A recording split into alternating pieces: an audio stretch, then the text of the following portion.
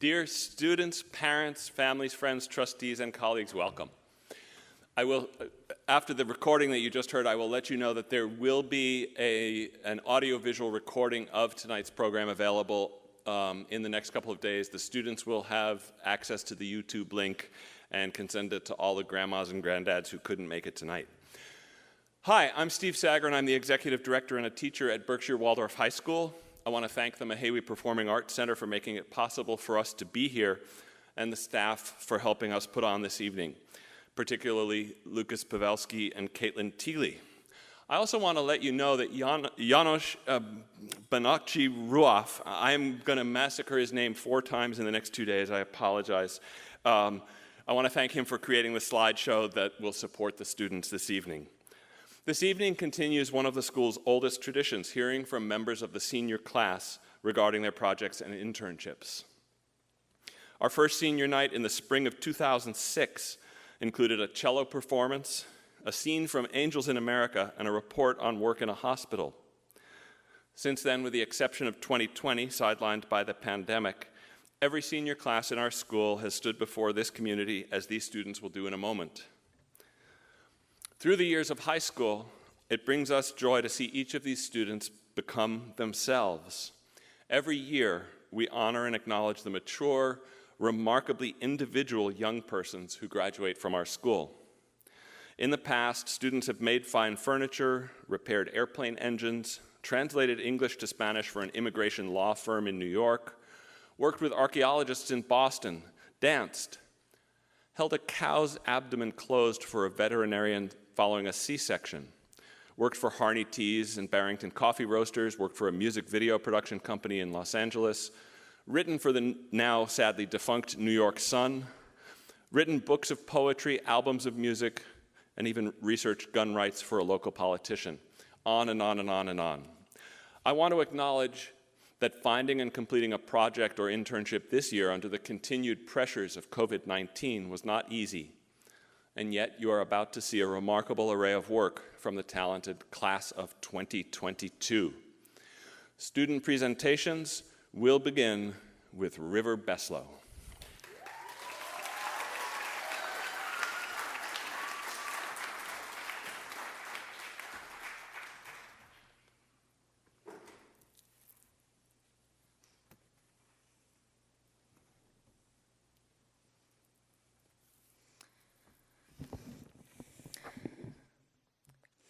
Good evening. My name is River Beslow. For my internship, I hosted a pop-up shop at What a Gift in Lenox. I have had an Etsy shop to sell my jewelry I make for a couple years now, and I wanted to get experience working in a physical retail environment. Before setting up in What a Gift, I first made a lot of necklaces and a couple experimental earrings. I went to a few different stores to propose my idea before turning to Jennifer Burkle, the owner of What a Gift. I have been going there for a couple years now, and it felt it would be a good match for my jewelry. And sure enough, Jennifer was willing to make a deal with me. You can go to the next slide. This is just my prep before going to the store. I hand wrote all the little tags on the necklaces, priced them, put them through with a needle and thread all by hand, and put all the stickers on all my boxes and made a few signs for the pop-up shop. To avoid Jennifer losing money by paying the processing fee for my sales, I purchased a Square card swiper, which I had never used before. I was only there on Fridays and weekends from 1 to 4, since I was also going to school at the time. When I wasn't there, I simply left my card swiper on the counter for Jennifer to use. For the first time, I got to look behind the scenes of a retail store, and it answered a lot of questions for me. For example, I was always baffled as to why the products would move around the store so much. It seemed nearly every time I went in, things were in a different place.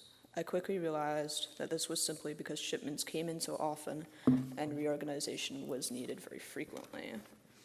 You can go to the next slide, please. This is my setup. Jennifer was very kind in giving me a really good spot right by the registers, and in lending me things like these necklace stands and pieces of wood and stuff to make it look more interesting. Yes. I helped Jennifer with rearranging displays quite a bit during my time there, which was tricky, and also like to make sure there aren't like some pens over here and some pens over there, and arranging things so they look nice and are accessible for everyone. During this internship, for the first time, I got to see strangers looking at my jewelry, just how like I look at jewelry in stores, and it was pretty cool. Pretty soon after starting, I began to help ring up sales. Jennifer taught me how to use the scanner, which took me a lot of practice to get the hang of. When it wasn't busy in the store, I would just stand behind the counter and scan random things, and Jennifer would hear the like beep, beep, beep for a long time. And then I'd have to go on the thing and delete the $1,000 charge that I almost cost the store. And Jennifer also taught me some very useful things, like what to say to customers when they're checking out. Like, don't say, "You done?" like her husband does, apparently. Say something like, "You all set?" And say please when telling them to insert and remove their card. Say please a lot, like excessively. And always announce their total before they pay. That part I would often forget. And she'd kind of tap my shoulder and be like, "You gotta say that."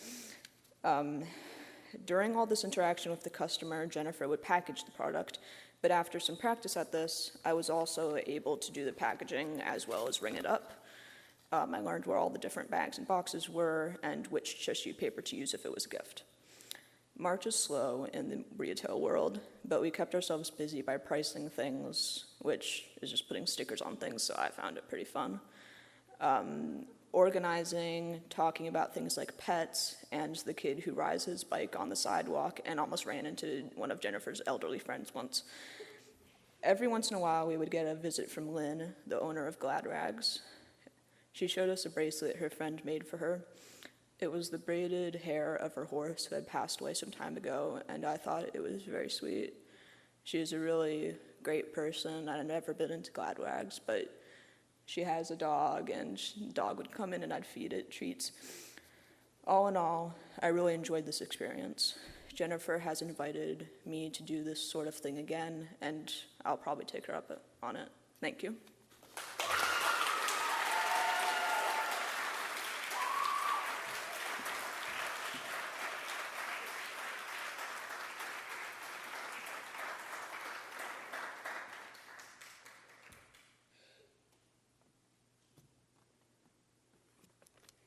Good evening. I'm Iris Gudeon.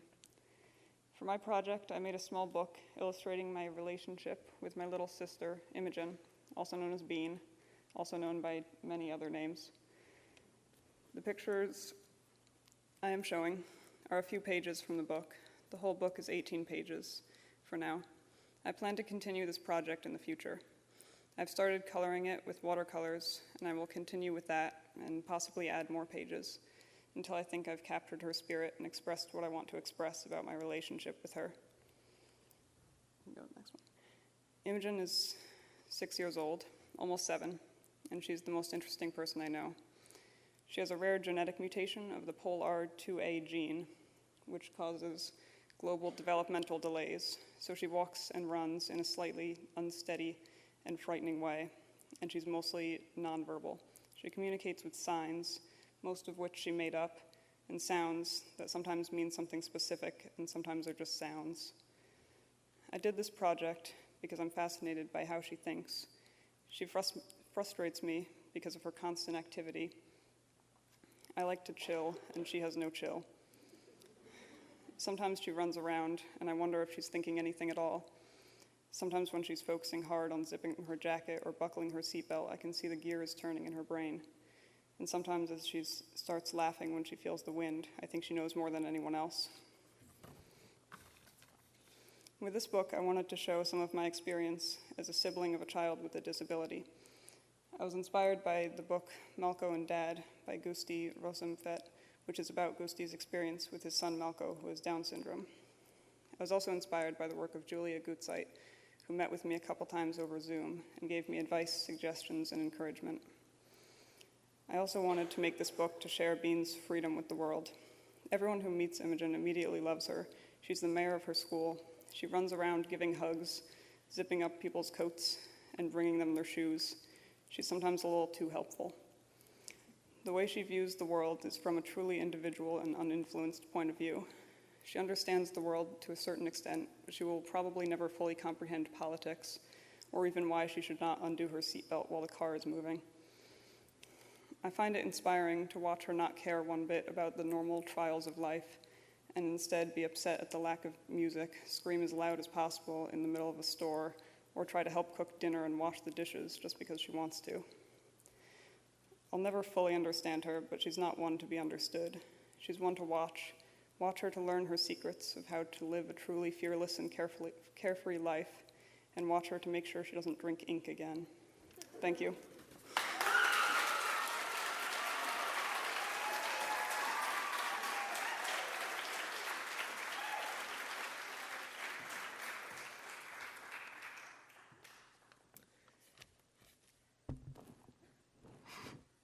Good evening. My name is Zoe Miller, and for my senior internship, I volunteered at White Horse Hill in Richmond, Massachusetts, which is the barn I ride at.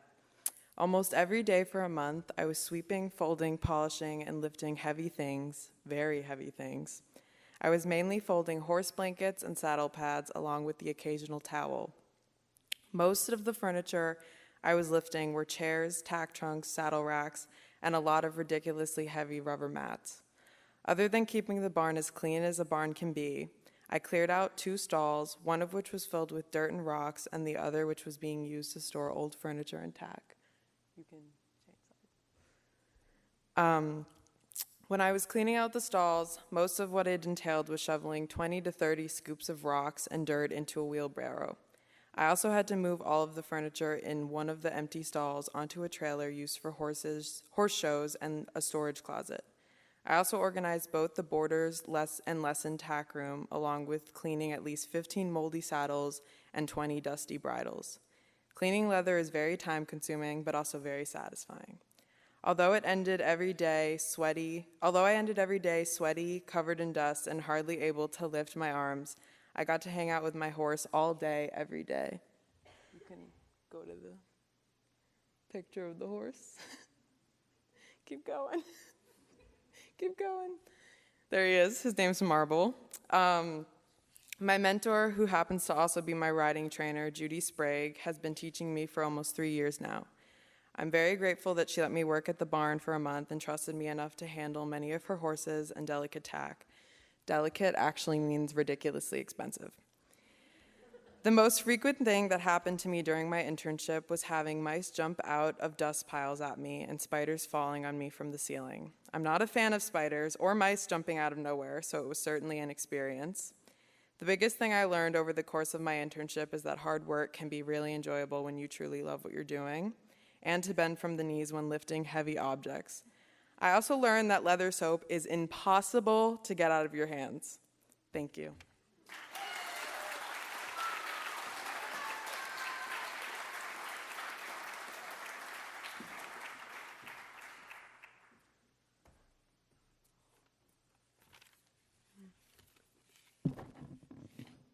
Good evening.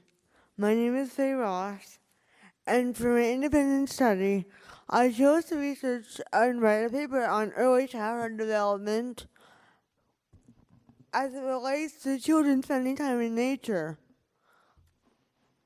I specifically researched the history and philosophies of the Forest Kindergarten, a year-round outdoor kindergarten program that began in Denmark in the 1950s.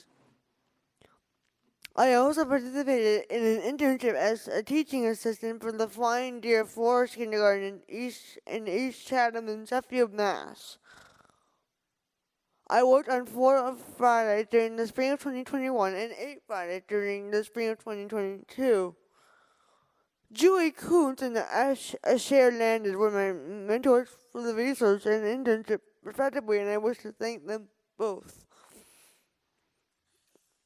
My role as an assistant teacher was to lead fire-making circles, song and story circles, and to oversee safety during unstructured playtime. The first day of spring at the Bartholomew's Cobble, working with the children left a big impression on me. First thing in the morning on that day, I met with my mentor Cher and the other teachers, and we discussed the plans for the day. The theme of the week was shelter building. It was drizzling and quite cold, and so we had to on our ponchos. Next, the children, aged 3 to 5, arrived and we walked through a field, into the woods, and up a hill to our campsite, picking up grass for tinder bundles along the way. We did not bring any other supplies besides water and lunch. In all, there were 13 boys and girls and 4 adults under a big tarp. Also at the site was a unique handmade wooden play structure. We did not make a fire that day as planned due to the dampness. The kids immediately began running around the campsite and climbing on the play structure. After about an hour, we hooted the agreed upon wolf howl to call the children back to the tarp. The children were cooperative and very happy. We described to the children a scenario of getting lost in the woods and needing warmth. We prompted the children to brainstorm the perfect shelter. The children then worked together to build a shelter made of logs and sticks they gathered themselves. They took care to pick out the sturdiest pieces of wood. They started out by finding a firm location for the shelter, taking into account the moisture of the ground and the availability of big strong trees as supports. I noticed that right away the children were using important social skills such as cooperation and clear communication. It was amazing to see how this group project yielded kindness as opposed to the argumentative behaviors that children often show. At lunch, the kids were seated on 4 logs in the square, and one of the teachers told a story about animals. After the story, the kids played for about 45 minutes until it was time to go home. They used the structure for imaginative play, pretending to be in a house. They began to spontaneously role play as parents and children. Others climbed trees with the supervision of the adults. Through this program, I observed how being connected to nature helped the children, as well as the adults, be creative, cooperative, calm, and happy. I am very happy to announce that I have been invited to be a part-time teaching assistant at the brand new first grade homeschool program at Flying Deer during the next academic year.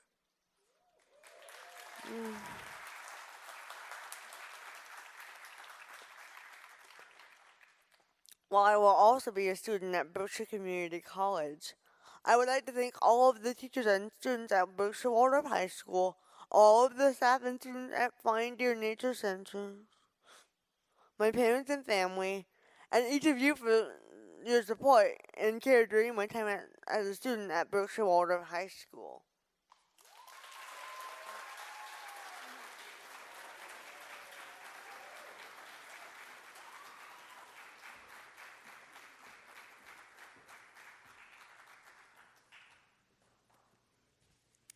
Good evening. My name is Maple Webster-Ben David.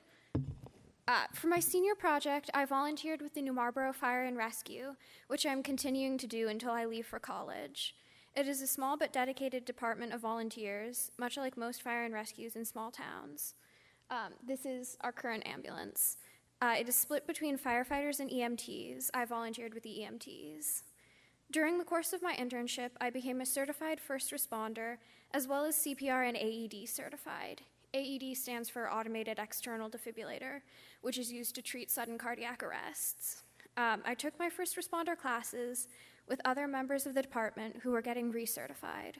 It gave me a better knowledge, not only of how to treat patients, but also of the equipment that I will later use on the ambulance.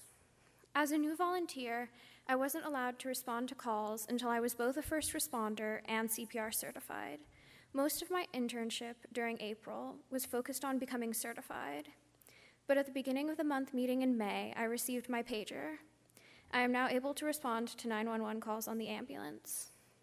The amount of aid I am able to administer is limited due to how long EMT training takes, but I am trained in basic aid for injuries, overdoses, and unresponsive patients. I chose to volunteer with the New Marlborough Fire and Rescue because, as a New Marlborough resident, I wanted to do something to help my community. It means a lot to me to contribute to my community this way, and I look forward to continuing to do it. It taught me the lesson of how a public service that seems kind of obvious is more difficult than it seems, and of how it actually works on a much more detailed level. The New Marlborough Fire and Rescue does a lot of hard work for our town, and I'm proud to be even a small part of that. I also took an online course on medical terminology at Westfield. It helped me better understand terminology used by doctors and medical professionals. It not only supplemented my volunteering with knowledge I would need to have, but it was also a course I had been meaning to take for a while. As someone who will be going into college aiming for a PhD in audiology, I knew a class in medical terminology was a must to help me understand more of my college classes. Both parts of my internships taught me a lot and will be something I use and look back on during college. I will treasure my time with the New Marlborough Fire and Rescue, and I'm so grateful for the opportunity to be part of something so incredible. Thank you.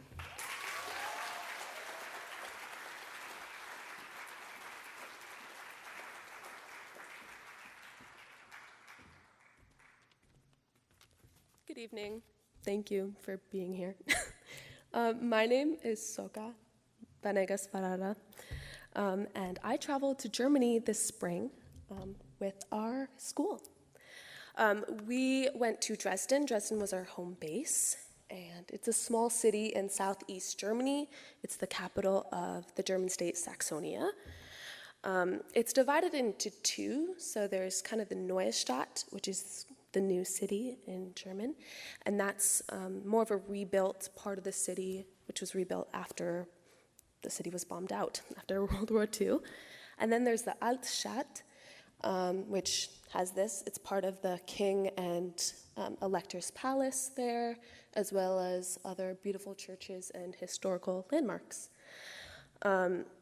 We attended the Freie Waldorfschule in Dresden. I have to say it's kind of a shock. It was about 20 times as big as our school. So yeah, it was definitely a shock. I was in the 10th grade with Matilda. You can change the slide. Yeah, this is Matilda. She was my host student. We attended typical classes such as math and language classes. They take Russian. They do not like Russian, I'll have you know. Here's a snippet of B, who I think is up there, reading during one of our English classes. My favorite class, it was called Ceramics. We spray painted this trash can. I think it was Micah, B, and I. We're all in the same class. We spray painted this trash can. I know it doesn't look that great, but we tried. We spray painted it for the local park to promote environmental consciousness. I learned a lot of things in Germany, German being one of them. I would hope so. I learned I could be able to speak pretty much only in German with my family by the end of the 3 weeks, so that was really great. But another thing I learned in Germany was when Germans say, let's go for a walk in the park, they don't mean a walk in one park. They mean a minimum of 4 hours across multiple parks. So when a German says, let's go for a walk, take it seriously. Yeah, like a minimum of 4 hours, but it's really beautiful to be able to see this at the end of the walk. This is Schloss, a castle, outside of Dresden in Moritzburg. Matilda also took me to see the silent dance called Carlin in the beautiful opera house, as you can see here, in Dresden, in the Altstadt. It was really beautiful. It was a beautiful dance. This is B again. We loved Germany so much that on our last day in school, B, Micah, and I skipped class. I know it's bad, but it was good for a good reason. We skipped class to walk to the local flower shop to buy flowers for all the teachers. So yeah, to show our gratitude, it was a really great experience. I'm sure I speak on behalf of all of us who went to Germany. We want to thank our amazing host families who made us feel so welcome and taught us a lot about their beautiful country, as well as thank you to Ed Hamelrath and Dorian, whose last name escapes me always.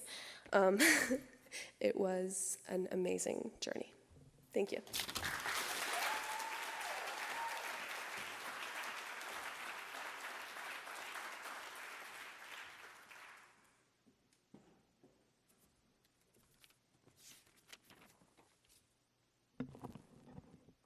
Good evening. I'm Janos Banczi-Ruof, and this past spring I also went to German with the other 12 students. You already heard about Dresden and all, so I'm going to be talking about a little outing that we took to Berlin. The only thing that I will say about Dresden is that the family that I stayed with, I absolutely love them. They were great. Anyways, we took an IC train to Berlin, which was fun. An IC train, as shown there, stands for intercity train, and there is also a super fast version that is called Intercity Express, or ICE, which I had been hoping for, but we unfortunately did not get to travel by it. Once we arrived in Berlin, we visited some of its popular landmarks, including the government district, the Brandenburg Gate, and the surrounding embassies, and the topography of Terror, which is a little stretch of preserved Berlin Wall. We also had some free time in which we visited the Mall of Berlin since we needed some gifts for our host families. A few of us also rented some scooters and scooted around. Scooting around was absolutely so fun.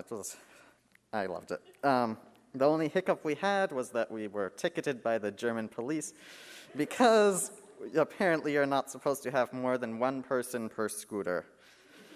After that, we took the metro to our hostel, which was on the outskirts of the city.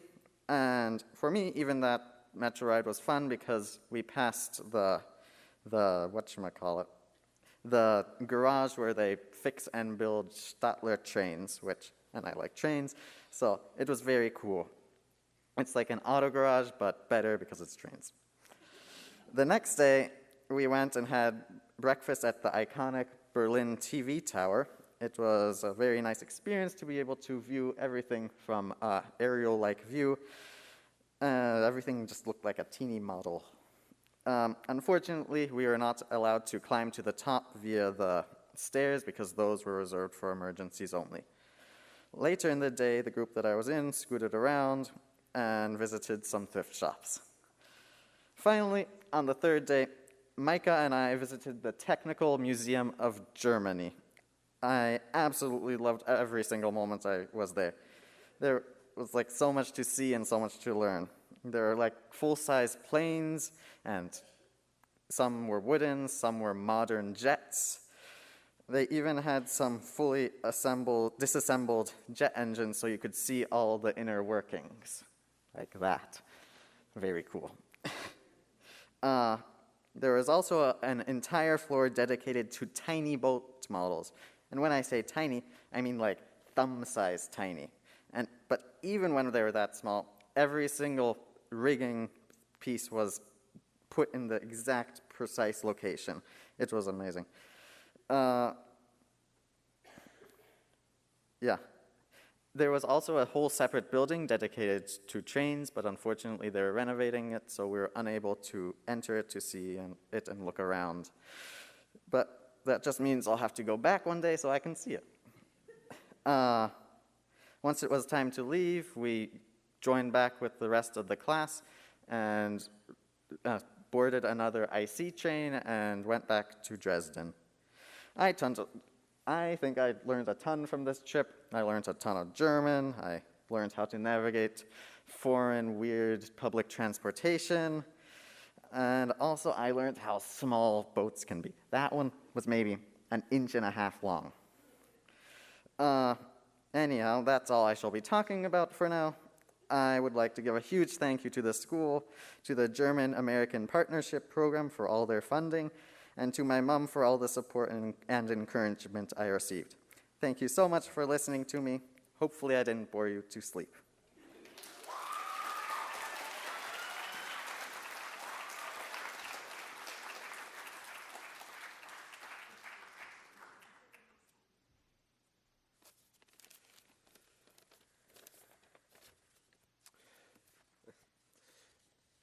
Good evening. My name is Micah Kanz. I was part of the German trip and will be presenting on Prague. To get to Prague, we had to take a 3-hour train ride. Luckily, it was full of scenic rivers and fields. Once we were there, we mainly stayed in the Old Town, where we visited many places. The first of which was the National Museum that we passed by as we left the train station and headed to the hostel. Next slide. After we got there, we dropped our bags off before grouping back up to head to the Old Town Square and the Prague Astronomical Clock, which is the 3rd oldest clock in the world and was beautifully designed. Despite this, it turned out to be somewhat underwhelming as more and more tourists began to crowd it and the surrounding stands. We soon moved on to visit St. Nicholas's Church, which was full of Baroque architecture and intricate designs. We then headed to the Prague Castle. This was the only time that we ventured out of the Old Town. Next slide. The walk there took us over the historic Charles Bridge that was covered in street performers and vendors. Next slide. And then continued on through the new town. Next slide. By the time we made it to the castle, it had closed. However, the view of its exterior was still impressive, and the pleasant walk to get there made it worthwhile. After that, everyone was exhausted, and we headed in the direction of the hostel and had free time for the rest of the day. We started back up again the next day with the Pincus Synagogue, where names of local Holocaust victims were covering its walls, and a small museum that focused on children in the Holocaust is located. After visiting a few more locations, we were allowed to have free time before we left. Next slide.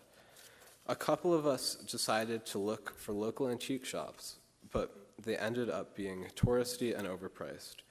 We were about to give up, but luckily we decided to go to one more.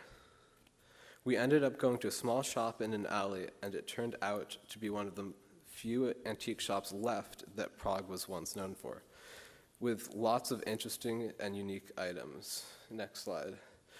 Here's a video of the inside. Yeah.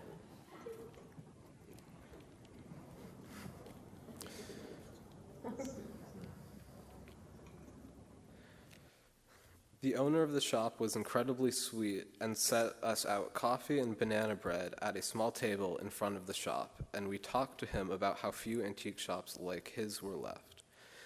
We soon had to leave to head back to the train station. I would like to thank Edward Hammeroth and Dorian for organizing and running the trip, and my amazing host family for their generosity and kindness. Thank you.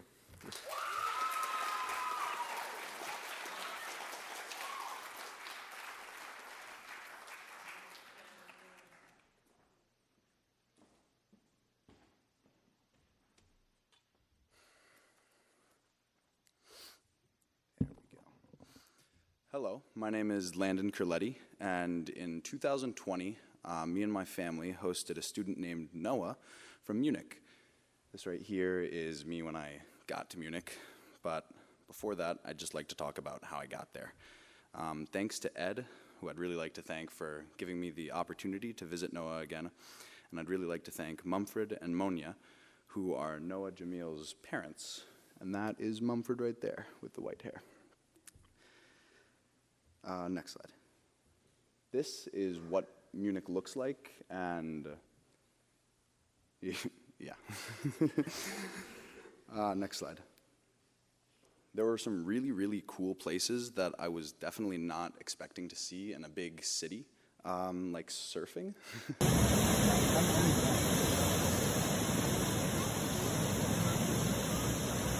This was all because you can kind of see the rock down there, but it's just some big bridge that had some kind of thing wrong with it that made a big wave, and they really like it there.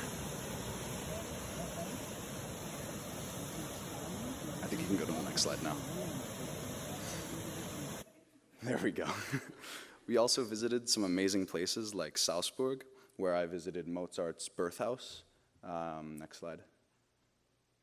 Like right here, this is the little sign, and it's one of the only things that I know how to say in German, but it's Mozart's Geburtshaus, and it's just kind of talking about what it is. It just says, in this house was Wolfgang Amadeus Mozart. Very exciting. Also in Salzburg, next slide, we visited the Golden Candy, which I'm not sure the history behind it, but I just know it's a really big golden ball in Salzburg that's very popular. I tried recreating the pose that the guy on top of it's making, and I think I did pretty good. Next slide. We also visited some amazing places like the Alps, and it was just like, I don't know, it was breathtaking being able to see it. It was really an amazing experience. Next slide. And the beautiful traditional Bavarian churches, and you can play the video.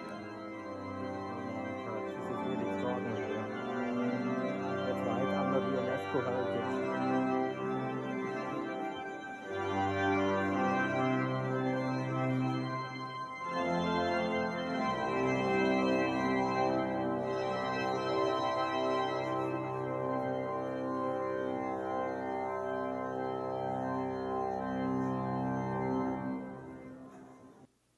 Nice.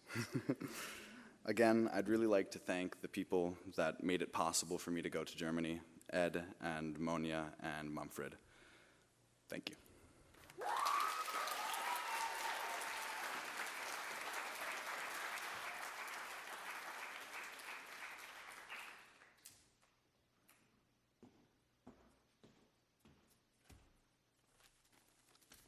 Good evening, everyone. I'm Isaac LeBlanc, and as some of you may know, the Spanish students went to Costa Rica this year, and as a trip, it's been many years in the making, especially with the coronavirus still going 2 years after the original date was planned for the trip. But I'm not here to talk about the virus. I'm here to talk about Costa Rica and the folks, the flora and fauna, and the fun to be had there. We went to many places around the country, including both coasts, the Pacific and the Atlantic. A few activities we included is going to this cave, which we slept in for the night before rappelling down the waterfall, which was about, I think, 120 feet, and climbing up to that spot after, taking the bus for probably, I think, 2 hours to get there. It felt like trying to climb to the top of the Empire State Building while the elevators are under maintenance. It was a lot of stairs. It was a lot. This was the Basilica. It's called the Basilica de Nuestra Señora de los Ángeles, or the Basilica of Our Lady of the Angels. On Palm Sunday, we were there, and as it's a common spot of worship in Costa Rica, there were a lot of people, and we actually got to see a procession go into the church before Mass, which was pretty cool.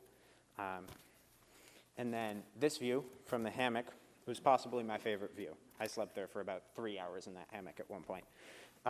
It's from the Pacuare Lodge, a remote lodge with no electricity, beautiful views, and some amazing rainforest sounds to fall asleep to at night. To get there, we took some whitewater rafts over Class 2s and 3s, Class 2 and 3 rapids, and had to leave by going down the whitewater rafts through Class 3 and 4 rapids. And while we were there, we had the opportunity to ride over 7 different zip lines through the canopies of Costa Rica and the rainforest. And another thing we got to do was what they call the Tarzan swing, a collection of wires and cables that you're harnessed into, and due to the nature of the swing, you can safely hang upside down and spin around however you'd like. When you're ready to launch, all you have to do is say puerta, or door in Spanish, and the swing does the rest of the work for you, giving you a slight nudge off the edge of the platform. I'm not sure who this is in the picture, but that's how far you get out over the canopy. This was a pretty sunset from a boat in a national park called Tortuguero, a place that used to be home to a bunch of sea turtle poachers, and now has become a beautiful reserve and research station for sea turtles and other coastal animals. During the trip, we had 2 different tour guides. Rafi met us at the airport the night we arrived at, I don't know, something like 2 a.m. And he stayed with us until our homestays. Then we met Marvin, who was our guide, until we arrived at the airport the day of departure. And throughout the entire trip, we had a wonderful bus driver named Ellie, who I played a few rounds of pool with on the first few days of being there. And he was really good, and I liked him. Along the way, we met many other wonderful people, including our homestay families, the family that lived in the farm in the mountains called Las Vueltas at over 10,000 feet of elevation, and many other wonderful store owners and residents of Tortuguero and Sitio de Mata, and so on. For our service project, we built some cabinets for the kitchen of Sitio de Mata in their town's shared event outdoor space. We cut and measured all the different pieces of wood, involved pre-drilled and countersunk holes for the screws so that the wood didn't crack upon assembly, and applied a protective layer of wood stain so that it didn't become splintery and rough throughout the changing climate of Costa Rica. And lastly, but definitely not least, is the flora and fauna of Costa Rica. It is incredibly diverse, and diverse on levels that the 5 to 6 common tree types in the Berkshires couldn't even imagine. Costa Rica is home to nearly 500,000 species of plants, animals, and insects of whom make up 300 of the 500,000 species of those.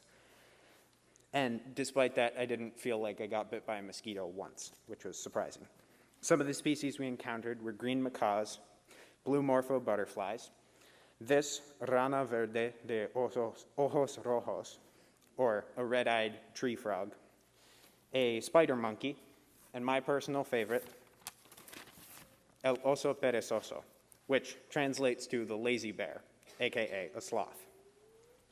We found this adorable little guy sleeping in a tree by the road.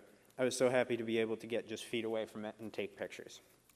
I would like to thank Profe Nunez, Miss Steer, Rafi, Marvin, Ali, our homestay families, mainly my and Johan's homestay mother, and the 2 shorter older guys at the farmer's market who wanted to take pictures of me because I'm tall. Overall, I rate the trip a 9.5 stars out of 10. Would do again. 1/2 star was deducted for a sunburn, which was my fault. Thanks for coming.